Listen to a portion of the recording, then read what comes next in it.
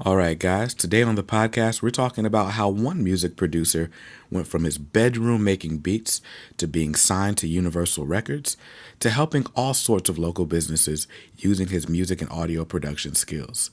Stay tuned.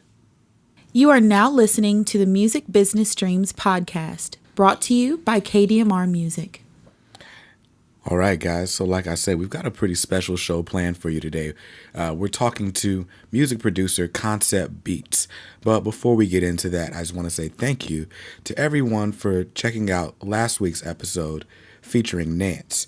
Now, if you didn't catch it, the story, Nance most recently raised $10,000 on Kickstarter to fund his debut album. But before that, he was putting in all sorts of work on social media. He's learned to organize his live shows by himself, and he's been packing out different venues around his local area. So he's got a lot of great tips in there for shining in your local area and online on social media. So if you missed that episode, go ahead, check it out, and then make sure you subscribe so you don't miss out in the future. But today we're talking to Koncept Beats, and again, we're talking to him about his whole story. So how he got started, how he got over 1 million plays on Soundclick and used that to get a deal with Universal Records. And we talked about all of it, the ups, the downs, and what his tips are and how you can do it. And then we had a great conversation about different ways that music producers can be creative in the way they do business so that you can pay to do what you love, even if it doesn't look like the traditional label route. So you're going to want to take out a pen and paper and take notes during this episode. We talked for over an hour and a half, so we had to cut it down a little bit for you guys. So there will definitely be a part two. So without further ado, here's my conversation with Koncept Beats. So today on the podcast, guys, we've got a special guest, music producer, Koncept Beats. Now, he's been doing this for over 10 years. He's got production credits with everyone from Bryson Tiller to Trey Songz and way more.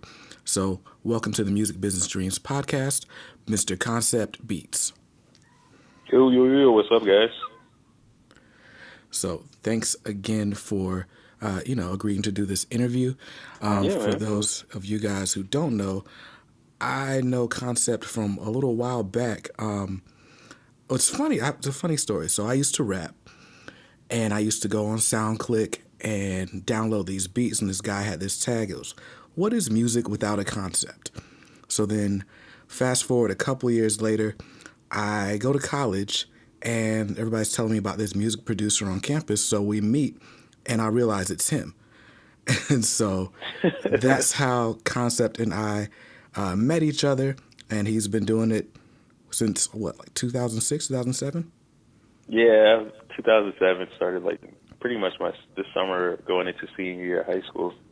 Cool. So for those who don't know you, why don't you introduce yourself? Yeah, so my name is Bryant Walker. My producer name's Concept Beats. And I've pretty much been a music producer since I was about 16, 17. And I guess long story short, just to intro myself, just wanted to create music just because like around like '06, '07, there was a shift happening where like people were starting to make beats on computers versus like getting an MPC or having like a Motif keyboard. And this dude gave me a CD of Fruity Loops 4. You Can Take You Back, kind of dates me, but gave me a CD and taught me how to use it. And he was like, "Yeah, they made Nuck If You Buck with this." I was like, "What?" And he showed me how to lay down like a basic beat, and it was a thing ever since. Wow, that's what's up. So you said this was like '06, '07 when you got your start. So, like I said, I knew you first from SoundClick. And I guess right now, like leasing beats is a thing. But when I was going on SoundClick, I guess that was like the first kind of big beat marketplace. How did you find SoundClick, and how did that whole thing go for you? Well, I don't think anybody's ever asked me that, but this is pretty funny. So this dates me again, but it's dope because there's always opportunities around us. So I used to just be on MySpace. And before I was Concept Beats, I used to go by B-Dub 89.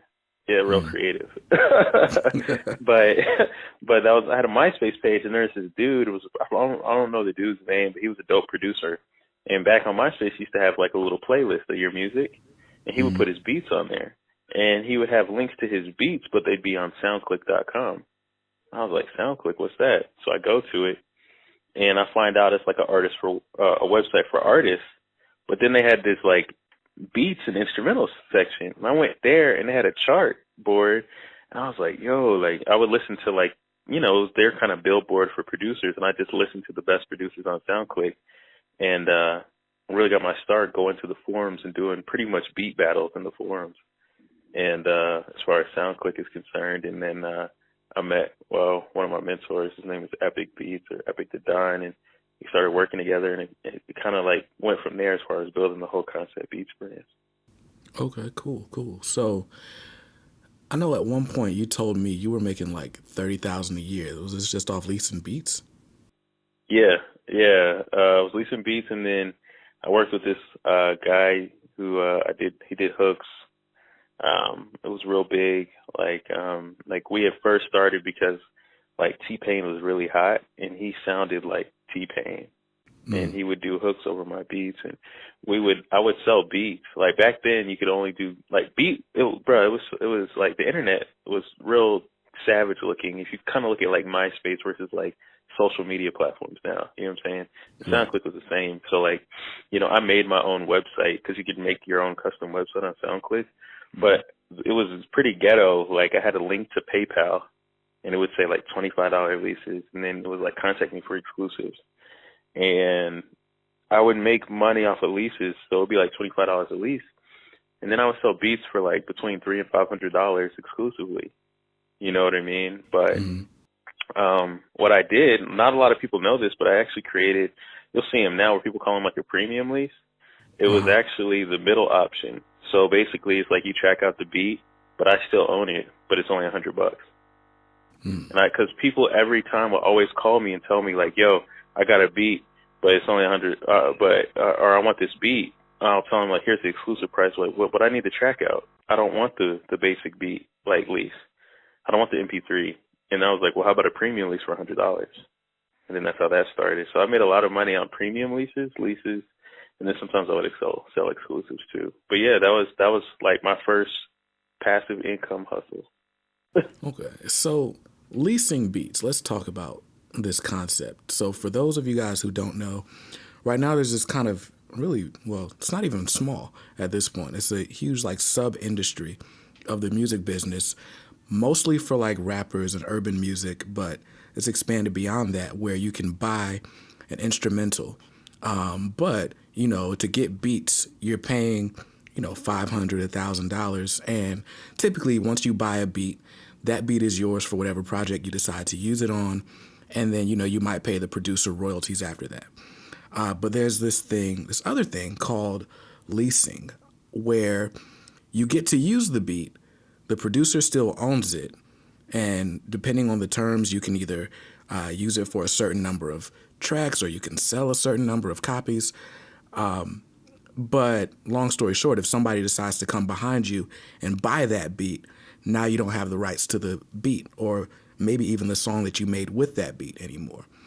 So how did you come across the concept of leasing? Was that something that was going on when you were on Soundclick already? Yeah, it was already going on, and there was dudes like Epic. There's another dude named Cashmere Royale.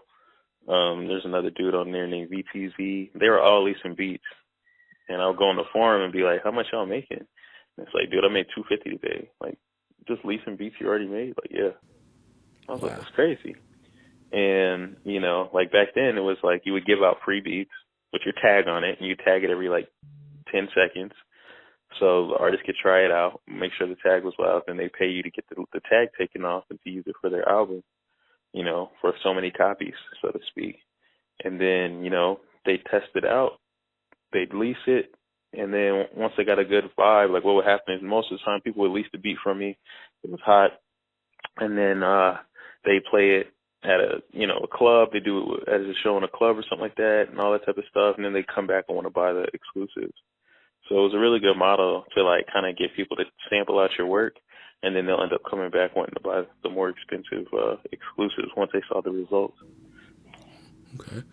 So there seems to be this debate, and like people, more mainstream producers like LikeMinded have talked about this kind of extensively, but this whole I'm gonna lease beats to underground rappers thing versus chasing placements. What do you feel like the pros and cons to each one or the route you chose? Well, see, not a lot of people know. I used to be signed to Universal Records, and they only found me because of leasing beats. So, like, when I was 22, like, the economy was still kind of bad, so I was making a lot less money. I was a senior in college, but when it comes to leasing and getting signed and all that, like, leasing beats and being an internet producer builds your brand. You know what I'm saying? And I don't think people understand the value of that. Like, what you're doing every time you lease a beat is you're connecting to another artist, you know, you're getting your name out there, and you're making some money. You know what I mean? It's a good entryway. Like, the thing is when it comes to, like, trying to get placements on albums, it's all relationships. Like, every placement that you see that happens, it's because somebody's boy put somebody else's boy on, or somebody's boy put somebody's girl on, or somebody's girl put somebody's man on. You know what I'm saying? Right. That's how like those bigger relationships work. You know what I mean? Like, I'm not saying like artists like, you know, Young M.A. and stuff haven't gone and searched type beats and downloaded them and got placements. You know, with major artists, or, you know, the infamous you know, Panda beat, you know, that was found on YouTube, that type of deal. But, you know, I think producers should start off with their own brand and start like leasing beats to really build a community and an audience around what you're making. You know what I'm saying? Yeah. And versus like just trying to go out and like, you know, I kind of view it like this. Like, it's much easier to sell to, you know, people who live in your city than trying to get like the executive of like, you know, Target to like get behind whatever your product is. You know what I'm saying? Like, they want to see some sales. Like, I watch Shark Tank and they always want to see like, what's your sales? You know? Right. So that's what I kind of view leasing beats is like, it gives you like, yo, this is what type of numbers I'm doing. I'm hot. You know what I mean? So, well, I guess since you brought it up, let's kind of jump into it then. The Universal deal. Can you kind of walk us through the behind the scenes of how that came to be? Yeah. So basically, like, since I was on the internet, like, my Soundclick page had, at that time, it was like 2012. So I had 1 million page views and 2 million song plays. And one thing I learned is, like, when you're building a brand, you need to choose one platform and stick with it and grow with it. You know what I mean? Like, and have it be able to like collect data for you. You know what I'm saying? So if Spotify's that space now, like, get one playlist to get a bunch of streams and stuff instead of having 10 playlists that have like 10 streams. You get what I'm saying? Right. Because like all the views and stuff onto my SoundClick page, it built over those 4 years where I was going in pretty heavy on my own page. But this dude, so since I would always let my beats go for free, like, well, I wouldn't let him go, but I would tag him every, 10 seconds, right? With the What Is Music Without a Concept tag. Lord knows who downloaded them, right? Right. So, one of the things is, when I would, run promotions and stuff, like, I would find out, like, so one thing about SoundClick is it tells you how many downloads you get. And I would get maybe like 50 to 100 downloads a day of people downloading music from different states and countries and stuff. So what I noticed was, though, is that when this dude, my manager at the time, he found me because he was at EMI, which was like at the time was like the songwriters label. Mm-hmm. So this is like the label, like if you want to start writing for Chris Brown and all this type of stuff, like you get signed to EMI. Right. Well, their songwriters were writing to my beats. Wow. And they heard the What Is Music Without a Concept tag. I'm like, where'd you get these beats? And it's like SoundClick. And I found out like by building my brand and my name, I built this reputation behind myself. You know what I'm saying? And I built this community and built this following. So it's like, yeah, Concept's dope. Like he can produce different genres. He can make pop, he can make R&B, he can make, at the time it was like trap or South music. He can do it all. So what happened is he heard my whole playlist. He's like, you did all these? I was like, yeah, I did all of them by myself. And long story short, he went in and he played, like, he had done a lot of work in the past with other major artists, kind of like in the R&B space. Long story short, he had played like all my tracks and they thought it was a different producer. And then he told them it was one producer who did all of them. And then they're like, what the heck? So, like, after that, they were like, I mean, because this is a business decision at this time. It's like, why sign 4 different producers for 4 different genres if you can hire one producer that can do 4 different genres? Right. So that versatility was like the kind of cosign to get in that situation. That's cool. That's cool. So there's, I don't know, one day I'll tell the podcast listeners my journey from, aspiring artist to producer to kind of going behind the scenes and everything. But one thing that I do kind of regret in my journey, I remember there was a time we had a conversation and you basically offered to be like my producer mentor, but you were like, but you can't use samples. And at the time I was like, well, no, that's my style. That's what I do. And so, but you're saying right now that versatility, you being able to kind of go between genres and be more fluid was what was the key to helping you get that deal and kind of further your career that way. Yeah, I mean, I think the thing is people don't connect the dots a lot of times. And it's like, I wasn't even connecting the dots back then. I mean, I've gotten older and I've learned so much stuff, but music business is just like any other business, right? So you got to think about this. Like when you get signed, it's like when you get a job, you sign a contract, right? Mm-hmm. Like you can't even work at Taco Bell without signing paperwork, right? Right. So it's the same thing that working for a label. You get assigned to Taco Bell because on your resume, that's your portfolio.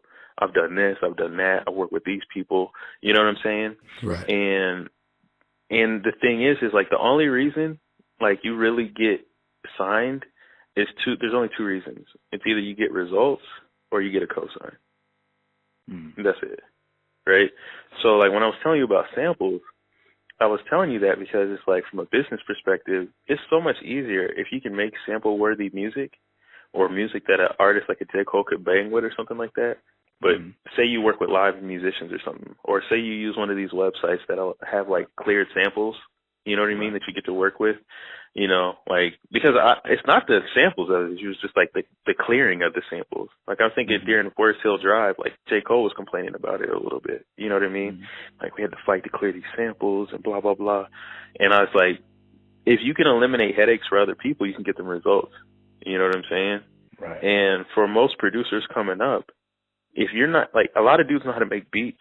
So, like, you got to be able to do it in a way that's, like, okay, like, I kind of put it like this, to not get too off on a tangent, but, like, McDonald's and Chick-fil-A both sell chicken sandwiches, right? Right. But I'll stand in line for 15 minutes to get a chicken sandwich from Chick-fil-A because I like the experience better. I like the product better. It tastes different. The recipe, you know what I mean? And as a producer, like, what I was suggesting was really like, dude, you got to develop your own recipe. You know what I'm saying? Like, once you develop a recipe, that's a wrap. It's not about beats anymore. It's always been about recipes. Like, you can go to any grocery store and get the ingredients to make a Chick-fil-A sandwich, but it's like, I don't want to do it. And then, number 2, like, I just want to go here and pay for the same experience over and over. And I want it to be dope. And I want it to be no stress. So if you can do that, it makes you that much more marketable. You know what I'm saying? Right. Definitely. So that was like my main thing. And then the same thing with the cosign thing. I know it's not completely connected, but I know a lot of producers, they ask this thing, how do I get on? It's like, yo, make some fire stuff, create your own recipe, build a brand around your production. Like, what is music without a concept? Like, that was my logic around like how I created, right? Like I made musical stuff, but I made the drums bang. Like that's kind of like my formula, you know what I'm saying? And the thing is I was consistently that because a brand is nothing but a promise. So that's why I go to Chick-fil-A over and over and over. That's why people came to me and it's like, I came here for the Koncept Beats sound. Even though somebody else could go and create the same thing, if it's not branded properly, it's like, I'm not going to go to him. I like this dude. Right. And then after that, Bryson Tiller used like 5 of my beats on his mixtape. There goes my cosign. I did this track, and this dude from MySpace got signed, and then Trey Songz was a feature on the song from Atlantic. I got a second cosign. So once I told people like, yeah, I've produced for Trey Songz and Bryson Tiller, and then another dude, I sold a track to him, and he got Raheem DeVaughn. So like, then these cosigns happen. You know what I mean? Right. So, you got to put together your own recipe, but then once you have this fire like KFC, this Chick-fil-A recipe, then get a Panthers player to eat it. You know what I mean? Right. I mean, you see it all around us. Like they do these things for a reason, and it's like it's no different with music. Got you. So when you were signed to Universal, did they have a clause where they were like, you can't lease beats anymore? Do you have to make music exclusively for them? How did that work? So without going into the details too much, what I can and can't talk about, Right. long story short, I would say like it probably wasn't the best decision because it ruined my brand kind of. And I'm going to say ruined because I couldn't promote myself online anymore. That's why I went ghost. So like it's like getting signed to. It's like this: if you have been an entrepreneur, right? You've been building your company, and then another company buys you out. What happens to your brand? Yeah, it typically becomes theirs. Yeah, it either becomes theirs or it disappears. Right. So when I came back, it was like I remember I got on Instagram and I was like, "Yo, what's up, guys?" Like, "Yo, Koncept Beats, like, you're back?" I was like, "I never left." But on the internet, if you don't post, God, if I don't post in 3 years, they really think I'm dead. Right. You know what I mean? So then it's just like this whole thing, and it's like, God, my thing is like, yeah, I got a really good pay up front, but I mean, you guys got to remember, publishing deals are loans. Right. So they give you money, but you have to pay it back in placements. So it's literally like having a job, but imagine in your job, let me use an example. Say your job paid $80,000 a year. What if they just gave that to you in a lump sum? You probably blow it. Right? Because you're like, yo, this company just gave me $80K cash, right? Because you can go on Instagram, you can ball out, you can show people why. But when they drip it out to you, in little chunks, right? When they give you, I don't know, like $6,500, $7,000 a month, whatever it is, right? Whatever those numbers are, it doesn't feel that much. But it's like, yo, I just got $25K or I just got $15K a part of this publishing deal, and then you're like, yo, I was making that on my own and keeping all of my ownership. You feel what I'm saying? Like when you sign, you give up half your name for that cosign. So that cosign better be worthy of what you're looking to level up with, because that's what I traded. I gave up ownership for a cosign. So looking back, would you sign it again? Nah. Not with what I know now. I believe, because there's two reasons. Number one, I didn't understand the value of my brand. And I didn't understand where the internet was going. You know what I'm saying? Right. Like I have a video of me making a beat that has like over 100,000 views on YouTube right now. And had I kept on doing that, I would have been all over the internet. I still can do that right now. I probably will do that. You just motivated me thinking about it. You know what I mean? Because it was like, yo, like when I made that beat and people were connecting to it, like if you look up, like if you type in Canon T2Y, Drake type beat making video, or J. Cole type, it pops up and has like over 100,000 views. And I'm like, that was my brand. That was me. People were there for me and no one else. Not because of cosign. They were there because they liked me as a person and me as a producer.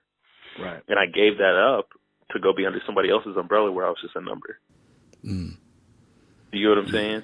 Yeah, definitely. And just kind of piggybacking off your point about the internet changing, there's a lot of stuff that's happened in the last, 6 years that no one saw coming. Right. I mean, you got to think about this, man. Like, I mean, you'll see it soon enough. But what I think every producer really needs to understand is that they're not really producers. They're really content marketers. They're content producers. Like everybody, you hear this thing now. I don't know if you guys keep up with Gary Vaynerchuk or all these social media people, but content is king is what they say now, right? And all a producer does is create content for an artist to build their brand. That's why the beats are so important, because the beat literally brands the artist in a certain way. Right. You know what I'm saying? Like, what's a Kanye beat sound like? It has a brand, it has a recipe. What did a T.I. beat sound like? It has a recipe. You know what I'm saying? What does a Drake type beat sound like? That's why the type beat thing is so strong, because it's the brand of music. Right. You know, and the difference between a beat maker and a producer is the producer knows how to make a new recipe. A beat maker knows how to copy a recipe. You feel what I'm saying? Yeah, So definitely. So like, had I understood that, yo, I'm really in the business of branding, I'm really in the business of creating content and creating a story and creating this, like, oh my God, like, it'd be a wrap right now. You can go on Instagram Live. You can go on freaking Facebook Live. There's Periscope. You have Twitter. You have YouTube. And they're all bigger than ever. You can buy Facebook ads to target people who listen to certain styles of music that you produce. Right. And send them ads. Like, this is insane. And it's affordable. This isn't this isn't like I got to spend $500 a day. I'm starting off with $5 a day targeting this audience, and I'm gonna scale up based off of the numbers. Like, that's what you typically Typically, you sign to a label so you can get access to opportunity or resources. Mm-hmm. But now, I don't need that. Right. My opportunity is there, and usually it's like, oh, you get signed to a label so you can get more exposure. But it's like, dude, I can build my own audience.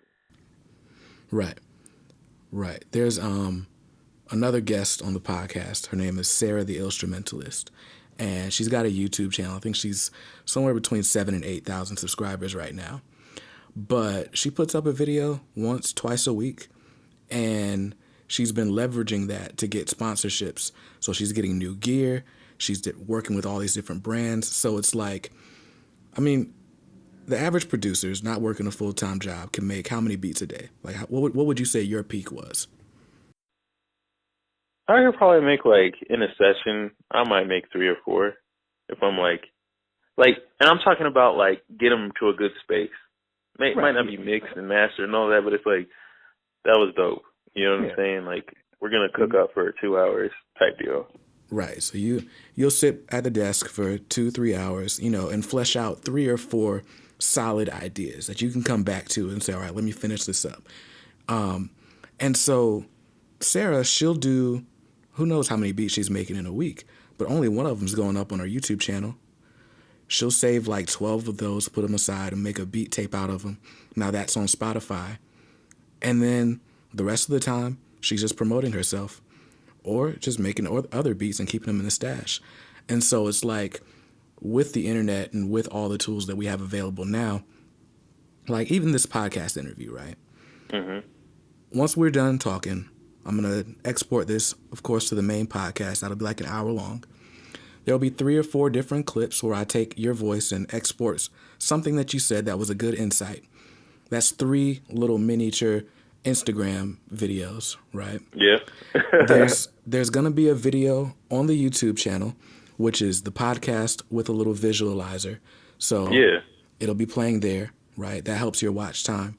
And obviously there's going to be some post-production, but this is all from an hour of our time sitting down and talking.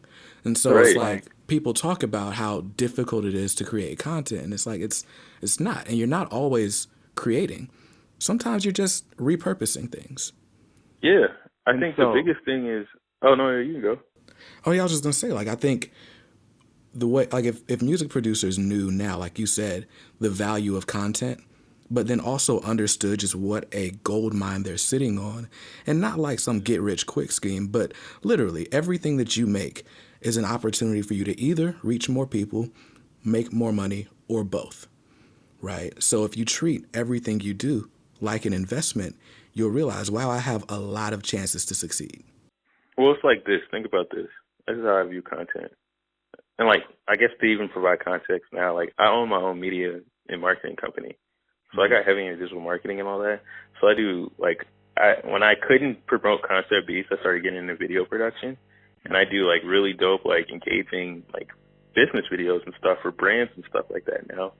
But, like, they'll have me produce music for their podcast, right? And they pay me without arguing like an artist would to make music custom for their podcast because it's for branding. You know what I mean? Then they'll pay me to, like, mix their podcast. Like, these are the same skills we use to, like, mix beats and stuff. So it's like there's even new opportunities now because there's so many people creating now. It's really a dream for creatives to really be like, yo, let me just not box myself to say I just want to produce for Drake. Right. Like, how else can you leverage your skill set? You know what I mean? Right. And, like, that's what you were just talking about with the repurpose, but even with your skill set, too. I had a beat from like 4 years ago, and he's like, "Oh, I love this. Please, can we use this for a podcast? I'll buy it." Mm. And I was like, "Wow." And this dude owns a law firm. Like, who would have thought a lawyer would want a beat, right? Right. Like, what? But he's like, "Yeah, I'm building my brand." Ah. And what I realized in art is really only as valuable as the purpose it was created for. So if I'm making this for your podcast, it's extremely valuable to you, right? Right. This isn't just for the club or something, right? Like, this is, and guess who's on this podcast? Like, other real estate people and lawyers and stuff. So now you have this circle. It's like, hey, you want some fire music to build your brand? He's your guy. Wow. Now I have lawyer referrals. But it's like, who would have thought that? But if you're really paying attention, that's really what's going on now. Right. You know what I mean? Like, like you just said, you can make your own podcast. But the thing is how are you going to differentiate yourself? And that's where the creatives come in. You can't run a business without creative. Right. You can't brand yourself without being creative. And it's like, now the labels aren't the only customers. Now artists aren't the only customers. Anybody who's looking to build a brand online. Gary Vee uses different producers' music in his, like, entrepreneur podcast and video shows. You know what I'm saying? Right. Like, there's so many ways now. Right. So, yeah.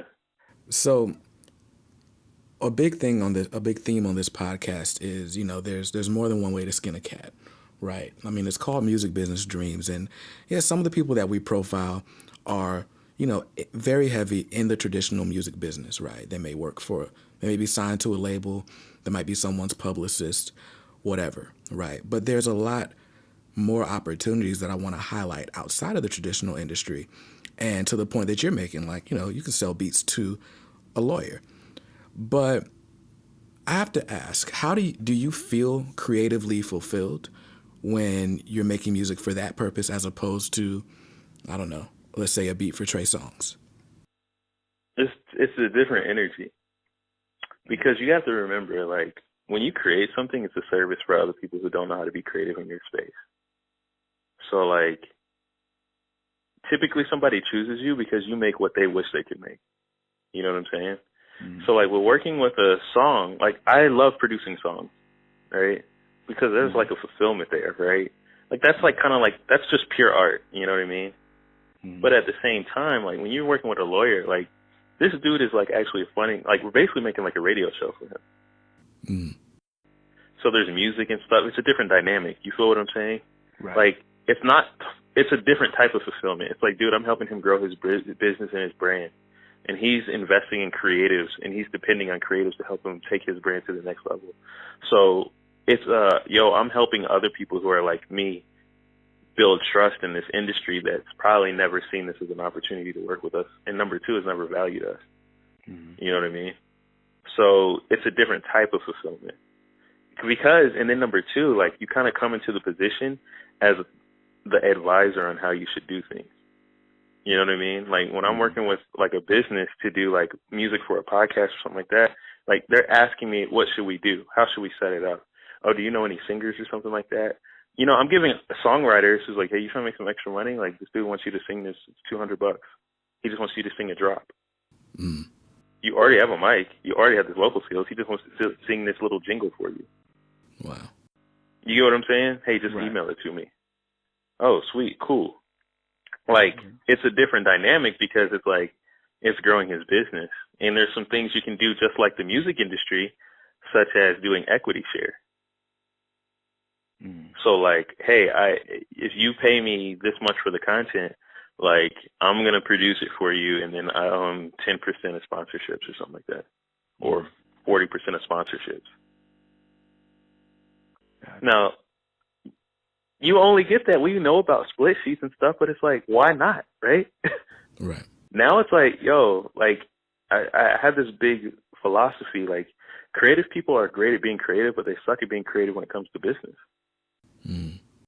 And it's like, if you understood, like, like, finance people make money off of percentages. Right. You think these executives are making money off of percentages of all these artists that they have. So why don't you, like, imagine you have 10 podcasts that you're running, you're getting percentages of all these sponsorships. It's just another revenue stream. So that's why it's still fulfilling, because I'm helping them build their brand. And these are clients I actually like.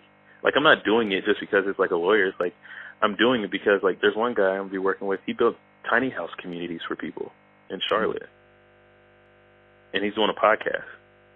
And it's like he wants theme music for what he's doing. And it's like, those is dope. You know, cool. Like, he's a cool dude. So it's like, it's just a different dynamic. And it's like, yo, let's get creative in how we do business too, not just in creating. So to that point, because you and I both went to business school. In fact, we went to the same business school. And so when you're in school, especially when you're in a business degree program, you learn the same sorts of things. You know, you learn supply, demand, you learn accounting and finance, and you learn everything in such a structured way. And you've kind of been turning that on its head and just, you know, okay, let's be creative in the way we do business. What tips do you have for someone who doesn't necessarily see business as a creative space to kind of get out of that or unlock their potential in their head? Well, I think it comes down to this. If you focus on helping people who have the ability to invest in you, then now you can start doing business and actually get compensated for what you're worth. Mm-hmm. So, like, the number one thing you have to do if you're creative is move from being like a technician to being an advisor in their mind. Like, business is all about positioning, especially sales. So, like, I did a job where I was an IT recruiter for 3 years, and I made more money doing that than I did as a producer for Universal Records, right? I was making, like, I don't know, 60, 70K a year. And I was like, dude, like, I was buying whatever gear I wanted. You know what I mean? But I was like, oh, if I saw this deal, I could get this gear. And it's like, dude, I could work a regular job. But what I learned is, like, in that industry, you make money off of percentages, like off of somebody's hourly rate. Like, if you get placed, I'll get a percentage of the hourly rate. So, like, if you want to get into business, if you're a creative person, start trying to think about how you can position yourself as an advisor to people.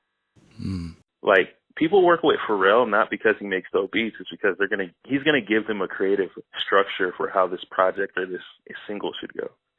Right. You feel what I'm saying? So they can take their brand to the next level. So if you're creative, I would say the number one thing, like the number one areas you guys need to study is definitely branding and digital marketing, especially in the content marketing. If you master content marketing, digital marketing from a point of like paid advertising, and then understanding branding, you're going to be untouchable versus people who just make beats. Right. You know what I'm saying? Because one of the things I do when it comes to business is I provide contrast between me and my competition. So, like, computers can replace you if you're, like, here's a philosophy. If I cut off your arms and your legs, can you still live? Probably, right? You can amputate legs and stuff, right?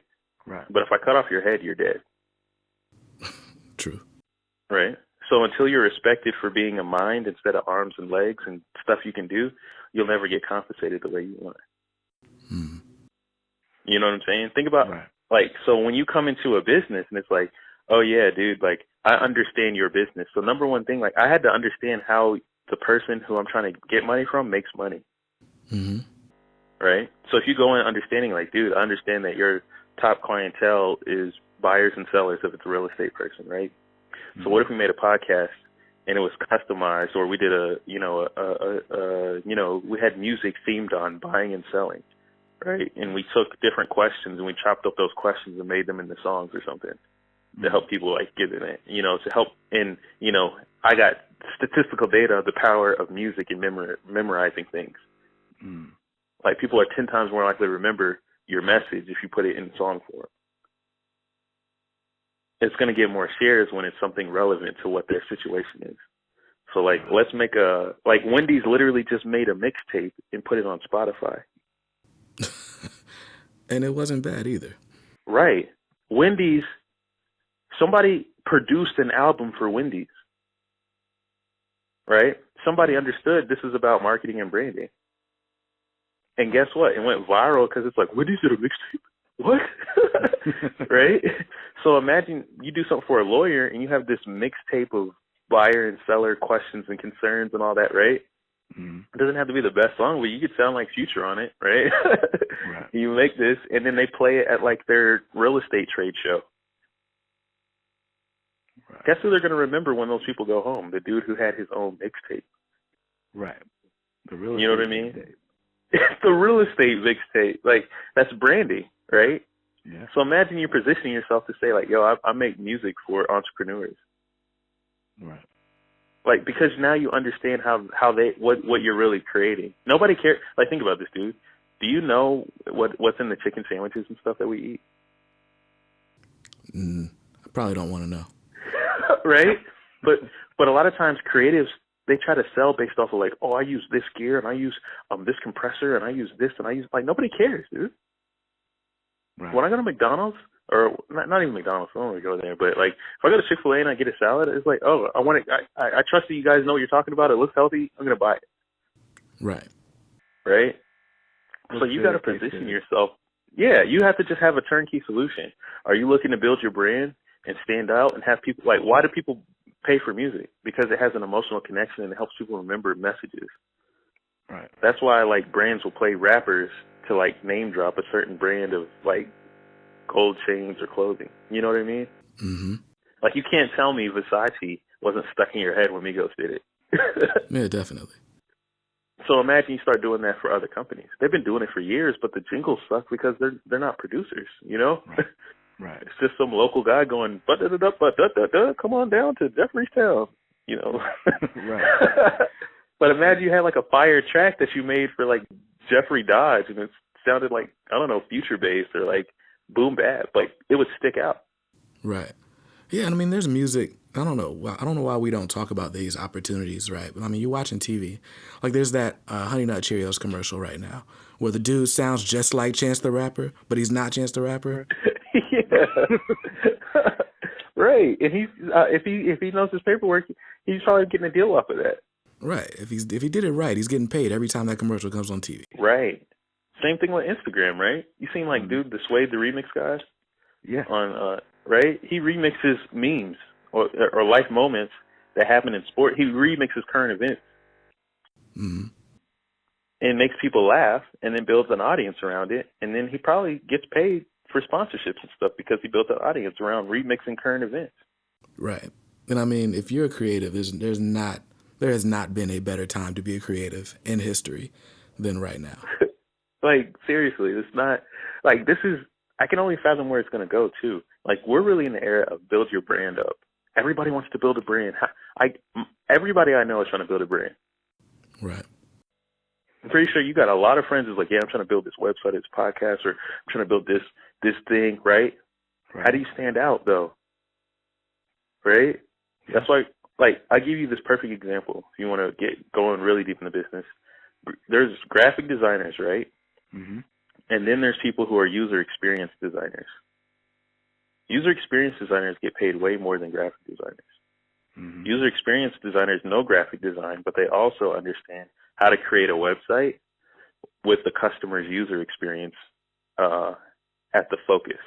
Mm-hmm. So they use their graphic design skills to make sure that when customers go to your website, it's very easy to understand and it's very easy to use. Same people who use like Instagram. There's a user experience designer who's creating like the experience of Instagram, and it's clean and simple and it's still like aesthetically pleasing, but it's all created with a purpose. Right. And once you position yourself like that, that's way different than it's like, hey man, you need some beats? No, it's like, hey, do you want your customers to stay on your website longer? Yes. Well, here's how to do it. Right. Then people pay you. Right. So we have completely blown the load off of this topic. We might need to do a part 2 of just like different business tips for creatives. I want to kind of get into, well, there's another thing you do. So I guess how long ago did you start hosting producer meetups? That was December 2014. And so you're based out of Charlotte, North Carolina, right? So when you started, how many people were coming to your meetups? First 3, nobody came. And so why did you keep doing it? Because I know, like, there's 2 things. You're going to hear this a lot. You're going to hear a new campaign coming from me soon. But there's 2 things. I say 2 things a lot. There's 2 reasons. Fear and confusion. That's usually why people don't, like, come out to events. Mm-hmm. It's like, they're confused about like what they're going to get out of it, and then they're afraid that it's going to be like a waste of their time or something like that. You know what I'm saying? Like they don't want to be they're afraid they'll be the only one, or you get what I'm saying? So you eliminate those two things. So what I did was I actually partnered with a music studio here because I was trying to do them in like coffee shops and, you know, maybe trendy places. But then I did it at a music studio. I partnered with somebody because somebody was like, hey, the studio I work at, they want to see if you'd be open to bring in producers in, because it was like a business decision for them. You bring producers in, they might want recording time. Right. Or maybe we'll find a producer for our studio. You know what I'm saying? Mm-hmm. To work with. So like what happened is when I started working there, or working with them there, people started coming out because, oh, it's at a studio. People started coming out did it every 2 weeks, and people would come out. And then I started doing these things called plug and plays, where we brought our laptops and we would collab in person for like 2 hours. Because I realized like a lot of producers, like the reason I really started it specifically on Meetup is because most producers are bedroom producers. Right. So it's like, I'm not going to just walk out and like, hey, Brandon, are you a producer? Like, who are you? Right? And I'm not going to just put it out on Facebook, like, who's going to come?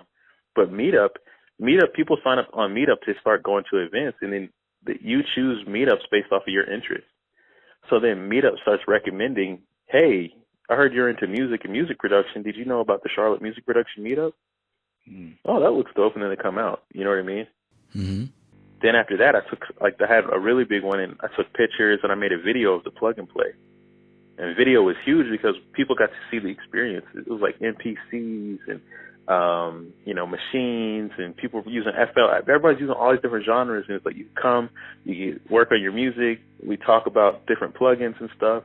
And then we do open critiques where people actually get to play their music live, but get feedback from other producers versus other people who are just like, whatever, you know? Mm-hmm. So you can actually get real feedback, because I noticed what made me good as a producer was having a mentor who understood what was wrong with my music. Right. Like, oh, I see, like, your drums suck. He would tell me, like, this sucks. I'm like, why? The drums suck. Why the drums suck? Brother, they're like, did you even mix these? Like, what kind of samples are you using? Like, here, use these type of snares.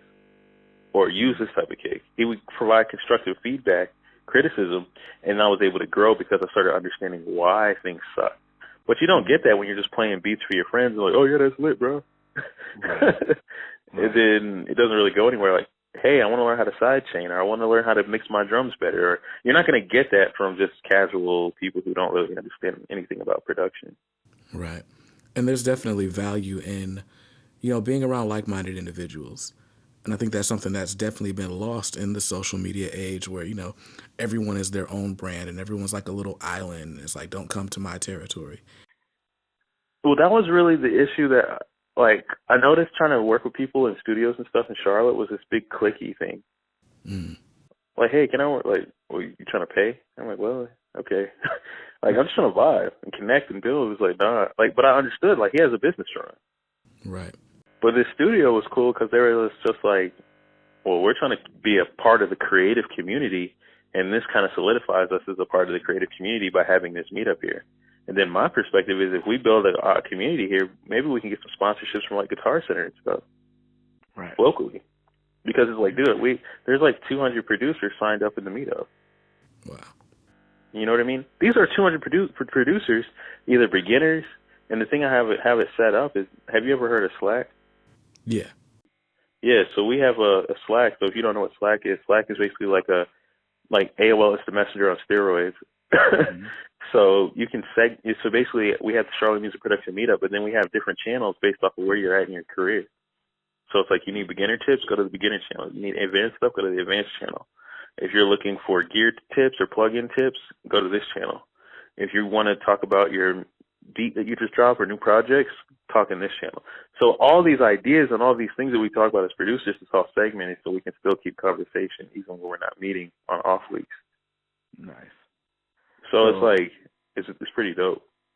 Nice. So you've basically been able to build a community around beat making. Yeah. And that's aside from the other brand you've got, where you're doing production and you're doing media work for different brands, agencies, personal brands, and also companies. And so you're doing a lot. You're doing a lot. Yeah, I mean, the How thing, do you balance balance it it all? all? I think the hardest thing is like that's where I'm at now. Because the issue is, I really started studying like how can I tell my story properly? Mm-hmm. Because I'm concept beats to a lot of people. You know, I mean, another thing that you also know when you ask from scootering is like I was a scooter kid in college, Right. right? Doing like backflips and handrails and all that stuff on a scooter, doing tricks. Right. You were professionally sponsored as a scooterist. Is it a Yeah, scooterist? like What I do was you in a call it? magazine in France. Wow. So, you know, that was content I was putting out, though. It was videos on YouTube. Like, if you type in Bryant Walker scooter flip, it has over 100,000 views, too. So it's like, that. I'm known for that. There's 100,000 views in scootering, and there's 100,000 views in music production. You know what I'm saying? And then as I got older, I've matured into a business person. So now, in marketing and branding, so now it's like I'm meshing all these things together, and what I'm really calling myself is more so like a content advisor. Like, if you want to create content and you have a brand, I'm going to tell you, like, yo, you probably need, like, there's a couple clients. I'll give you a little insight of how I run my business. But, like, there's this thing called content marketing agencies where, you know how websites have blogs and stuff? They'll say, like, hey, we'll do all your blog posts for a month, or we'll do this, or we'll do that, or we'll do this, or we'll make an ebook for you. And it's all based off of points. So say like 5 blog posts is 5 points and you get 50 points for a month. You know what I'm saying? Mm-hmm. So if they need 50 blog posts, then that's all they're getting for the month. Right. So basically you can create content. So I do that for media. So it's like, how many videos do you need? Okay, it's this many points. How much, you want me to record your podcast? Okay, cool. Do you need a custom jingle this month? Cool. Do you want to do, like a radio advertisement for one of the brands, like a radio style one, just like the radio? Because podcasts are literally just like internet radio stations. Right. Oh, I'll do that for you too. And then they pay me a retainer every month to produce content for them. Because now I'm building their brand. Because the value of all this is like I'm building albums for them over time, and they're just paying me a retainer. Mm. So that's how I'm able to do this, because they don't just need one piece of content. They need the whole package. Right. But the beauty of it is they can choose whatever they need, kind of like a grocery store every month. Mm-hmm. And so they're paying you a monthly fee, basically like an employee. Like, so you're getting what an employee would get, but you're not held to, an hourly standard as long as you deliver the content. Yeah, it's all about results. Like my new company is actually called, I'm actually launching it this month, but it's called Real Results. And it's all about media and marketing services. So they need the content, but most people, like, everybody knows how to create stuff now. You can make beats on your phone now. Right. You know what I mean? You can make beats. Like, the creating of it, that's kind of scary. Like, your phone is more powerful than a camera from 5 years ago. Yeah. You know what I mean? It shoots 4K and stuff. So if you're just selling based off of quality, it's scary. But if people don't know how to build a story and put a message together and build a campaign. Right. You know what I mean? Like, that's like a producer who puts an album together. They're really putting that campaign and that vision and the story and how they want to, paint the perspective of this artist. You know what I mean? Because that's the difference between a really dope album and a album that kind of leaves you hanging. Like, oh, this story was really dope, and then it just died. Right. Feels like they ran out of money or inspiration. Mm-hmm. So when you put together, like, so going back to what I do now, it's like when you have these services where it's like a lot of the clients, like I'll be like, hey, we're going to create this podcast, and then we'll have this link where it's connected to MailChimp so they can collect leads. Mm-hmm. You know what I mean? So we're gonna use this creative to build your email list, or we're gonna create this advertisement so we can get more people to book appointments with you. Mm. You know what I mean? Like, right. Basically thinking like an advertising agency, right? Because the TV companies, the only reason they have TV shows is to really make money. People get behind a TV show because they like it, but then there's certain commercials that run between house hunters that are all house related, Right. So now that personal organizations can have their own media outlet, God, what a great time to be alive. So that's how I work. Or if they just need a one-off, it's like, how much is a project? And you do a project. Definitely. I think the biggest thing is doing that. Like, I believe that there's work you're going to have to do to take care of business. Like, even working, like, I didn't want to be a producer who worked like 20 hours in the studio every day. Mm-hmm. You know what I'm saying? But that's me. I have different goals. Some people, I used to want that when I was younger. But what I really found out that I wanted to do is I wanted to be able to have freedom, Right. but still be creative. So that's what I'm doing now, because branding and marketing is about creativity, but I'm still producing content. And it's more so about the results I deliver versus how long it takes me to do it. Mm-hmm. Which is the best, like, that's, I feel like, what everybody wants, right? Yeah. Like, Yeah. you don't, like, Pharrell wasn't charging $100K a beat in the early 2000s because it took him that long to do it on a $50 an hour pay rate, you know? Right. It was because he knew that he had the golden formula for number ones. Right. So they knew if they gave him $100,000, they were going to make $1 million. Right. It was like clockwork, you know what I'm saying? Mm-hmm. And the barrier to entry to get a Pharrell sound was too hard. And it was actually like, it was a cosign if you had Pharrell produce your album to other people. Right. You know what I If mean? You got a beat from Pharrell. You're doing something. Yeah. So Like, my if you're a question- new artist right now, if you came out as an artist again right now and it was like, yo, my whole album was produced by Pharrell, people would just immediately be like, who is this dude? Right. You know? So it's more than just his production. It's like his mindset and his brand. And I think that's the most important thing, I think, to take away as creative. Create your brand. Yeah. I think that's the perfect theme for this podcast, this episode. Just building a brand, how producers can build their brand, and, thinking beyond just the beats. It's hard, man. It's hard because you get so in the weeds about, like, EQ, and I should compress this, I could do that, and I could do that. And it's like, dude, get it to a level that sounds dope. But what's more important? Like, relevance is always going to matter over perfection. Mm-hmm. Like, look at the news. Do they use the best cameras? No. But they get out relevant content to you. So you watch it. Like, this happened right here in your city, 5 blocks away from you. Mm-hmm. You don't care. As long as it's visual, it's like, all right, cool. That happened. You know what I mean? Right. But then brand comes into play when it's like, look how nice this looks, or look how nice this sounds. This sounds expensive. You know what I mean? And I'll leave you with this. So there's this thing I found out in branding. There's reasons why people, like, in going back to your selling beats and stuff online for, like, leases and stuff. Mm-hmm. Like, this is how I'm even switching my model in production. And I've already started doing it with local artists. Because I've always sold actually online. Because it was easier. People treated me different when I told them to go to conceptbeats.com and go through my process. Right.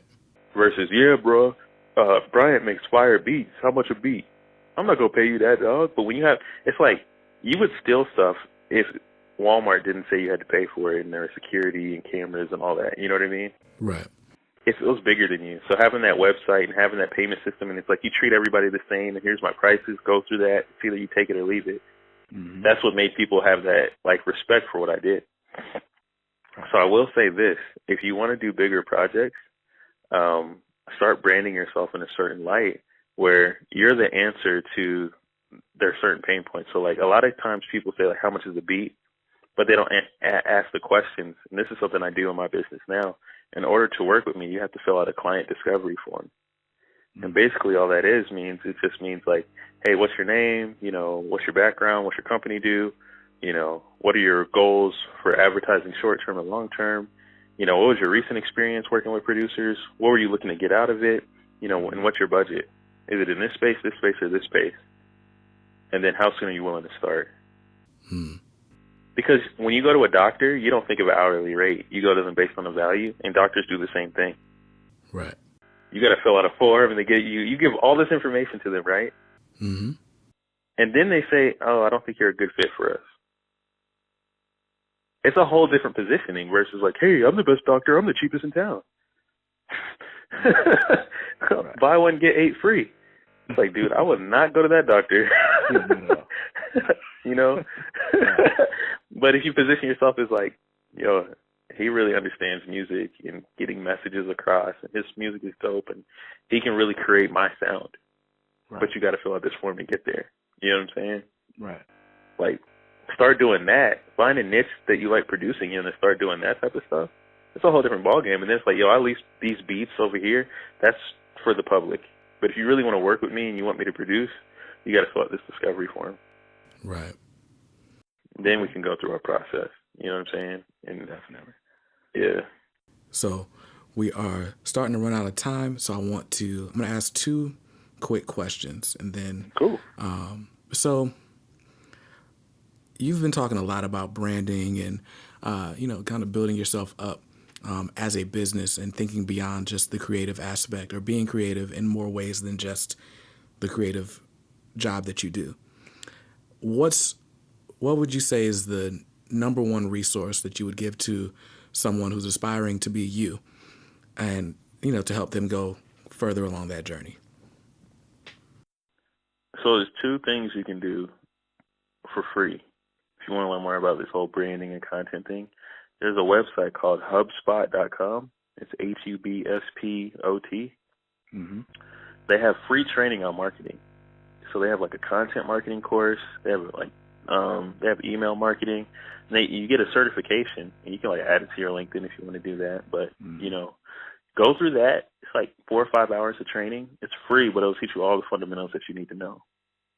And you'll be able to start talking to people like from that business angle, but you'll still be able, like, it'll teach you that business angle so you can actually sell them your creative angle. You get what I'm saying? Right. It's like, we're going to create this content so we can do this for your business. You know what I'm saying? Right.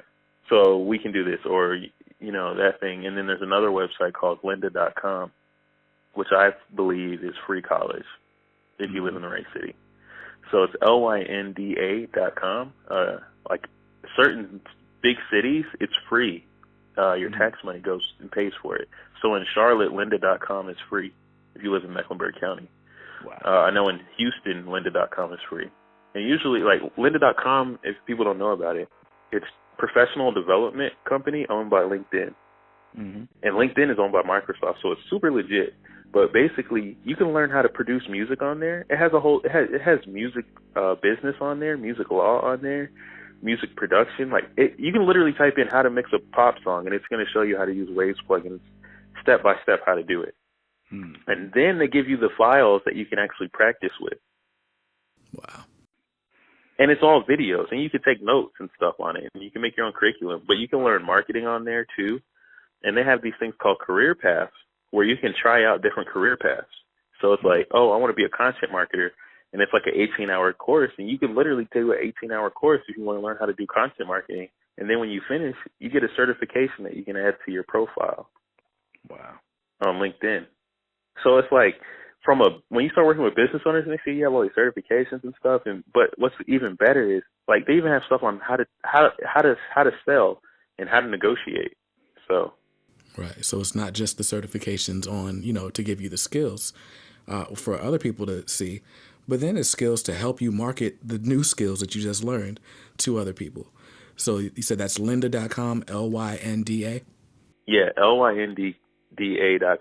And then check out, type in lynda.com library program to see if there's a city that you're in that offers it for free, or a county. So like I said, in Charlotte, Mecklenburg County, it's free. So otherwise it's like $30 a month, but it's much cheaper than college, and it's always updated too. That's another thing I like. And it's taught by college professors or industry leaders. So it's really good information. Nice. So you guys make sure you check that out. And so, Brian, if they want to know more about you, your companies, and what you do, where can they find you? For music, you can just do @Koncept Beats. It's on all platforms, Twitter, Instagram, all that. That's Concept with a K, so KONCEPTBEATS.